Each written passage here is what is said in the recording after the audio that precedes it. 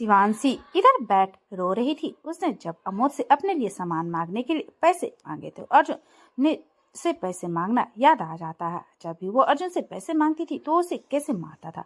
उसके अंदर डर बैठ जाता है कि अमोद भी उसे पैसे मांगने पर मारेगा, जिसकी वजह से वो पैनिक करने लगती है और अमोद से उसे न मारने की भीख मांगने लगती है। पर अमोद जब उसे ऐसे देखता है तो उसे अपने अंदर कुछ टूटा हुआ महसूस होता है। उसे शिवांशी की ऐसी हालत देख बहुत ही गुस्सा आता है, जिसका गुस्सा वो पूरे स्टडी रूम में निकालता है और वहाँ की सारी चीजें तोड़ने लग जाता है।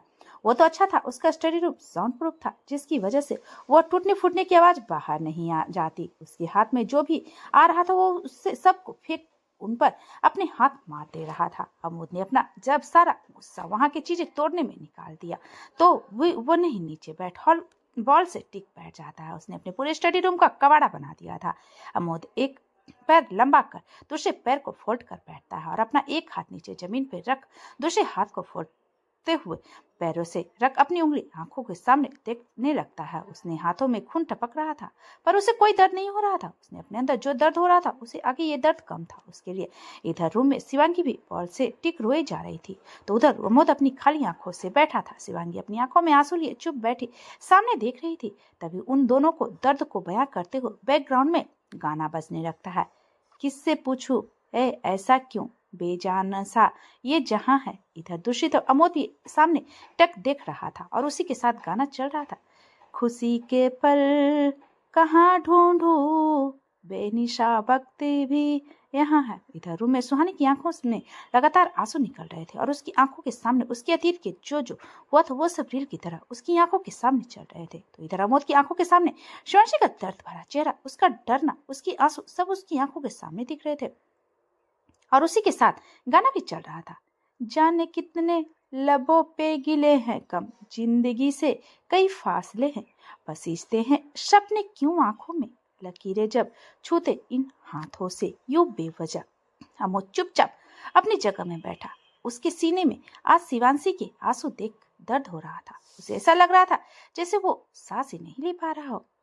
जो भेजी थी दुआ वो जाके आसमां यूं टकरा गई कि आ गई लौट के सदा। रूम में शिवांशी की आंखों के सामने अब अमोद का चेहरा घूमने लगता। उसका बिना बोले उसकी केयर करना, उसका प्यार से उसका माथा चूमना, उसे देखना, सब उसकी आंखों के सामने आने लगता है और उसी के साथ गाना भी चलता है और शिवांशी के आंखों से लगातार आंसू भी निकलने लगते हैं। जो भेजी थी दुआ जो जाके आसमां ये यूं टकरा गई कि आ गई लौट के सदा। शिवांशी जैसी अमोद के बारे में सोचती है तो उधर उधर देखने लगती है तो उसे रूम में उसके सिवा कोई नहीं दिखता। वो अपने आंसू बहुत जल्दी से अपनी जगह से उठती है और बाथरूम में जाके मुंह धोकर बाहर आ जाती है और अमोद को ढूंढने लगती है। इधर स्टडी रूम में अमोद अब भी नीचे बैठा हुआ था। तभी उसके स्टडी रूम का दरवाजा खुलता और नील अंदर आता है तो वो चौंक जाता क्योंकि अमोद ने पूरे स्टडी का कबाड़ा बनाया हुआ था। नील चारों तरफ अपनी नजर घुमाता है तो देखता है अमोद ने स्टडी रूम में ऐसे एक भी चीज नहीं छोड़ी होगी जिसे तोड़ा ना हो। नील अंदर आ दरवाजा अंदर से बंद कर देता और पीछे मुड़ अमोद को देखता जो चुपचाप नीचे बैठा हुआ था और एक टक सामने देख रहा था। उसके चेहरे में कोई भी भाव नहीं दिख रहे थे। उसकी आंखें एक्सपेंड लेंस थी। नील जल्दी से बचते हुए उसके पास आता और नीचे बैठे उसे देखने लगता। नील आज पहली बार अमोद को इतना हारा हुआ और टूटा हुआ देख रहा था। उसने आज से पहले अमोद को ऐसे नहीं देखा था। नील धीरे से अपना हाथ उठा उसके हाथ पे रखता है तो अमोद अपनी पलकें झपका उसे देखता है। नील को अमोद की आंखों में एक दर्द दिखता है जिसे उसने आज से पहले कभी नहीं देखा था। नील अमोद को ऐसे देख धीरे से बोला, व्हाट हैपेंड बॉस, आप ऐसे नीचे क्यों बैठे हैं, कुछ हुआ है क्या। अमोद नील को देखता है फिर एक फीकी हंसी हंस के बोला, आई एम लॉस्ट नील। नील अमोद की बात सुन हैरान होकर उसे देखने लगता है। वो अमोद के हाथ को अपने दोनों हाथों में पकड़कर बोला, बॉस आप ऐसे क्यों बोल रहे हैं, क्या हुआ। अमोद कुछ पल चुप रहता है फिर सामने की तरफ देखते हुए बोला, मैंने फिर आज उसका वो दर्द देखा जिसे वो खत्म करना चाहता था। मैं जब उसे यहाँ लेके आया था तो वो ये सोच कर लाया था कि मैं उसे वो सारी खुशियाँ दूंगा जो वो डिजर्व करती है, बट आई वॉज रॉन्ग। फिर वो अपनी लाल आंखों से नील को देखता है और आगे कहता है, she is still in the same pain Neel, like the pain I had seen in her eyes for the first time in heartwork. Neel उसकी बात सुन उसे देखने लगता है। वो अमोद के देख बोला, no sir, you did not lost, बल्कि आपने तो मैम को तो वो खुशी थी जिसे मैम ने कभी जाना ही नहीं था। बॉस, मैम को आज तक पता नहीं था कि खुशी होती क्या है, फैमिली क्या होती है, फैमिली का प्यार क्या होता है। उन्हें ये सब आपने बताया है। हाँ बॉस, मैं ये मानता हूँ मैम का अतीत बहुत ही बुरा रहा है। उन्हें बचपन से दर्द के सिवा कुछ नहीं मिला, ना माँ का साथ न पिता का प्यार, लेकिन बॉस उन्हें अब आपका साथ मिला। आपने उन्हें जीने की उम्मीद दी। मुझे नहीं पता सर आप दोनों के बीच में क्या हुआ, पर सर मैंने देख के आ रहा हूँ मैम कैसे आपको हर जगह पागलों की तरह ढूंढ रही है। उनकी आंखों में मैंने बेचैनी देखी, आपको न देखने की बेचैनी। नील की बात सुन अमोद उसे देखने लगता है जैसे पूछना चाह रहा हो क्या वो सच बोल रहा है। नील अमोद की आंखों में देख समझ जाता है कि वो अमोद को देख बोला, बॉस आप जानते हैं मैं झूठ नहीं बोलता, मैं उनसे खुद मिल के आया हूँ। उन्होंने मुझसे भी पूछा आपके बारे में, तभी मैं यहाँ आया था। अमोद उसकी बात सुन अपनी आंखें बंद कर देता है। उसे खुशी हो रही थी कि शिवांशी उसे ढूंढ रही। नील अमोद को हाथ देखता है, फिर चारों तरफ देखता है जहाँ हर जगह काची काच की खून की बूंदें दिख रही थी। नील नीचे से उठ इधर उधर देखता है, फिर अमोद के स्टडी डेस्क की तरफ जाता है और उसके ड्रॉर से फर्स्ट एड बॉक्स निकालता है और वापस अमोद के पास आता है और उसके हाथों की पट्टी करने लगता है। नील उसकी हाथों को ड्रेसिंग कर अमोद को से बोला, बॉस आप मैम के पास जाइए। अमोद उसकी बात सुनता है पर कोई जवाब नहीं देता। नील उसे चुप देख आगे बोला, बॉस मैम से बात कीजिए, क्या पता वो आपसे अपना दर्द शेयर कर दे। अगर आप दोनों ऐसे चुप रहेंगे तो आपका रिश्ता कभी आगे नहीं बढ़ पाएगा। अमोद अब भी उसकी बात का कोई जवाब नहीं देता, बस अपनी आंखें बंद करके रहता है। अमोद का कमरा, अमोद अपने रूम में आता है तो चारों तरफ अपनी नजर घुमाता, लेकिन उसे रूम में कोई नहीं दिखता। लेकिन उसके कानों में किसी के सिसकने की आवाज जरूर सुनाई देती है, तो अपने कदम बेड के साइड बढ़ा देता है। अमोद जैसे बेड के बगल में आता है तो उसे शिवांशी बेड से नीचे बैठी हुई दिखती है। उसने अपना सिर अपने घुटनों के बीच रखा हुआ था और वो रोई जा रही थी। अमोद को उसे ऐसा रोता देखता है तो उसके अपने दिल में दर्द महसूस होता है। अमोद शिवांशी के पास आता और घुटनों के बल नीचे बैठ जाता है और एक टक शिवांशी को देखने लगता है। शिवांशी को पता नहीं चलता कि अमोद उसके पास बैठा है। वो अपना सिर घुटने में छुपाकर बस रोई जा रही थी। अमोद शिवांशी को रोता देख अपना एक हाथ उठा शिवांशी के सिर पे रख देता है और फिर उसके सिर को सहलाने लगता है। शिवांशी जो रोई जा रही थी, लेकिन जब उसे अपने सिर में किसी का हाथ महसूस होता तो वो अपना सिर उठा के देखने लगती है। शिवांशी जैसे अपना सिर उठाती है तो उसे अपने सामने अमोद दिखता है, तो जैसे ही अमोद को देखती है तो और जोर जोर से रोने लगती है। अमोद उसे और रोता दे उसके सामने बैठ उसे अपनी तरफ खींचता है और अपने सीने से लगा लेता है।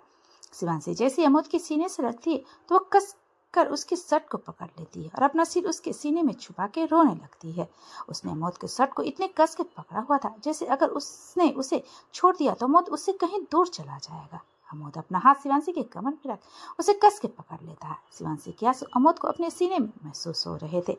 वह कस के अपनी आंखें बंद कर देता है। शिवांशी इतना रो रही थी कि अमोद के शर्ट उसकी आंसू से गीली हो गई थी, जिससे उसे अपने सीने में उसकी आंसू महसूस होते हैं। अमोद अपना एक हाथ शिवांशी के सिर में रख उसके बालों को सहलाने लगता है। शिवांशी कई देर तक रोती रहती है। अब उसकी हिचकियां निकलने लगी तो अमोद उसे इतना रोता दे उसकी पीठ को सहलाते हुए धीरे से मगर प्यार से कहता, सोना। शिवांशी जैसी अमोद के मुंह से आज इतने दिनों बाद कुछ शब्द सुनती है तो उसे रोना एक पल के लिए बंद हो जाता है। उसे यकीन नहीं होता कि उसके कानों में जो सुना वो सच था या उसे बहुत। अमोद उसे चुप थे फिर से प्यार से बोला, सोना बच्चा प्लीज चुप हो जाओ। शिवांशी जैसे ही अमोद के मुंह से खुद के लिए इतने प्यार से सोना शब्द सुनती है तो अपना सिर अमोद के सीने से बाहर निकाल उसे देखने लगती है। उसे तो यकीन ही नहीं हो रहा था अमोद ने उसे इतने प्यार से बुलाया, वो भी सोना कहकर। शिवांशी तो आज तक किसी ने इतने प्यार से नहीं बुलाया था जितना प्यार से उसे अमोद बोल रहा था। शिवांशी को समझ नहीं आता ये उसका सपना है या हकीकत। शिवांशी अपनी बड़ी बड़ी पलकें झपकाकर अमोद को देखे जा रही थी। अमोद शिवांशी को ऐसे देख अपनी आंखें कसकर बंद कर देता है। उसे शिवांशी के ऐसे देखना उसके अंदर हलचल मचा रहा था। अमोद खुद को कंट्रोल करने लगता। शिवांशी अमोद की आंखें बंद देख अपना हाथ उठा उसके गालों पर रख देती है। अमोद जैसे अपने गालों पर शिवांशी का हाथ महसूस होता है तो वो अपनी आंखें खोल प्यार से शिवांशी को देखने लगता है। शिवांशी अमोद को गालों को छूते हुए बोली, आप सच में मेरे सामने हैं, कहीं ये फिर से मेरा बहन तो नहीं है ना। अमोद उसके पास उसे देखने लगता है, फिर उसकी कमर में अपनी पकड़ मजबूत कर उसे अपने और पास खींच लेता है। शिवांशी उसको ऐसे करने से उसे एक कदम करीब हो जाती है। अमोद शिवांशी को देख बोला, ख्वाब नहीं कभी नहीं था। इतना बोल वो अपने ओठ शिवांशी की ओठों पे रख देता है और उसके ओठों को प्यार से और जुनून के साथ चूमने लगता है। शिवांशी उसकी किस में अपनी आंखें बड़ी बड़ी कर देखने लगती है। अमोद ने अपनी आंखें बंद की हुई और उसे पूरी शिद्दत के साथ उसके ओठों को किस किए जा रहा था। अमोद ने कस के शिवांशी को कमर को पकड़ा हुआ था। शिवांशी ने भी अब अपनी आंखें बंद कर ली और उसकी किस फील करने लगी। करीब 20-25 मिनट बाद अमोद शिवांशी के ओझों को छोड़ता है और छोड़ता तो नहीं चाहता था, लेकिन शिवांशी की सांस नहीं ले पा रही थी, जिसकी वजह से उसके ओठों में अलग होना पड़ा। शिवांशी लंबी लंबी सांस लेने लगी। उसकी दिल की धड़कन में बहुत तेजी तेजी चल रही थी। अमोद शिवांशी को अपने सीने से लगा लेता है और शिवांशी को पीठ को रब करते बोला, सोना टेके डीप ब्रेथ। शिवांशी उसकी बात सुन वैसे ही करती है। कुछ ही देर बाद शिवांशी नॉर्मल हो जाती है। शिवांशी अमोद के सीने में अपना सिर रख अपनी आंखें बंद कर देती है। अमोद का एक हाथ उसके सिर में तो दूसरा हाथ उसके कमर में था। शिवांशी अमोद के सीने में अपना सिर रख के आंखें बंद किए हुई थी कि उसे अचानक कुछ याद आता है। वो अपना सिर उसके सीने से निकाल उसे देखने लगती है। अमोद उसकी अचानक ऐसे उठने से उसे देखने लगता है। शिवांशी जैसे ही अमोद को देखती वो झट से अपनी नजर झुका लेती है। अमोद शिवांशी को झुकी नजर को देखता है, फिर अपने एक हाथ से उसके चीन को पकड़ ऊपर करते हुए बोला, कुछ कहना है? शिवांशी उसकी बात सुन पहले हमें अपना सिर हिलाती है, फिर ना में हिला देती है। अमोद उसकी हरकत देखकर बोला, हाँ कि ना? शिवांशी ना में सिर हिला देती है। अमोद उसे देखने लगता है, फिर नीचे से उठ जाता है और शिवांशी की तरफ अपना हाथ बढ़ा देता है। शिवांशी उसको हाथ को देखती है, फिर अमोद को देखती है जो उसे ही देख रहा था। शिवांशी अब अपना हाथ धीरे से उठा उसके हाथ में रख देती है। अमोद उसके हाथ को पकड़ उसे ऊपर उठाता है। अमोद शिवांशी को खड़ा कर उसे देख बोला, तुम्हें फ्रेश हो के आओ। शिवांशी हाँ में अपना सिर हिला देती है और बाथरूम की तरफ चली जाती है। अमोद उसे जाते हुए देखता है। जब शिवांशी बाथरूम का दरवाजा बंद कर देती है तब जाके अमोद उससे अपनी नजरें हटाता है। इधर बाथरूम में शिवांशी एकटक मिरर में खुद के अक्स को देख रही होती है। उसका हाथ खुद ब खुद अपने ओठों पे चला जाता है। उसकी आंखों के सामने अमोद को उसे किस करना याद आ रहा था। उसके दिमाग में बस अमोद की किस चलती है। तभी उसके दिमाग में फिर से कुछ आता है। शिवांशी खुद को मिरर में देख अपना हाथ अपने ओठों पे लगा के बोली, वही एहसास उस दिन मुझे अपने ओठों पर यही छुअन महसूस हुई थी। शिवांशी की आंखें अचानक बड़ी हो जाती है और वो खुद को देख एकदम से बोली, मतलब उस दिन मेरा बहम नहीं था, उन्होंने मुझे सच में किस किया था? इतना बोलते शिवांशी का चेहरा लाल हो जाता है। उसने अपने कान लाल लगने लगते हैं। ये सोच की ही क्यों जिसे अपना सपना समझ रही थी वो सच था। इतना सोचते शिवांशी तुरंत मिरर की तरफ अपनी पीठ कर देती है। उसकी सांसें तेजी चलने लगती है। इधर रूम में अमोद सोफे में बैठा और उसने अपने सिर सोफे में पीछे टिका रखा था और अपनी आंखें बंद की हुई थी। साथ ही उसके ओठों में एक हल्की सी मुस्कान थी। अमोद अपनी आंखें खोलता है, फिर अपनी नजर बाथरूम के दरवाजे की तरफ करता है। वो मुस्कुरा कर उधर देखकर बोला, सिल्ली गर्ल। नील का कमरा। इधर नील कमरे के अलग ही माहौल था। उसने पूरे कमरे का सामान बिखरा हुआ था। कहीं पर तकिया तो कहीं पे बेडशीट तो कहीं ब्लैंकेट पड़ा हुआ था। नील सोफे में बैठे अपना सिर पकड़े बैठा हुआ था। वो अपने एक हाथ से 2 उंगलियों को अपने सिर को दबा रखा था। जब से नील कुहू से मिला था उसके नील का दिमाग खराब कर दिया था। कुहू उसके सामने खड़े उसे टुकु टुकु देख रही थी। नील उसे अपने सामने खड़े देख अपना हाथ नीचे कर उसे घूरने लगता। कुहू उसे घूरता देख अपनी नजर झुका लेती और धीरे से कहती, अंकल मुझे आपके साथ ही सोना। अगर आपने मुझे अपने साथ नहीं सोने दिया ना तो मैं। इतना बोल कुहू उधर उधर देखने लगती। उसे समझ में नहीं आता वो क्या करे। तभी उसकी नजर नील के कबट की तरफ जाती है तो वो नील को देख बोली, हाँ नहीं तो मैं आपके कपड़े सब गंदे कर दूंगी। नील उसकी बात सुन उसे अपनी खा जाने वाली नजरों से देखने लगता है। दोस्तों स्टोरी कैसी लगी? स्टोरी अच्छी लगी तो प्लीज़ वीडियो को लाइक करें, चैनल पर नए तो चैनल को सब्सक्राइब करें।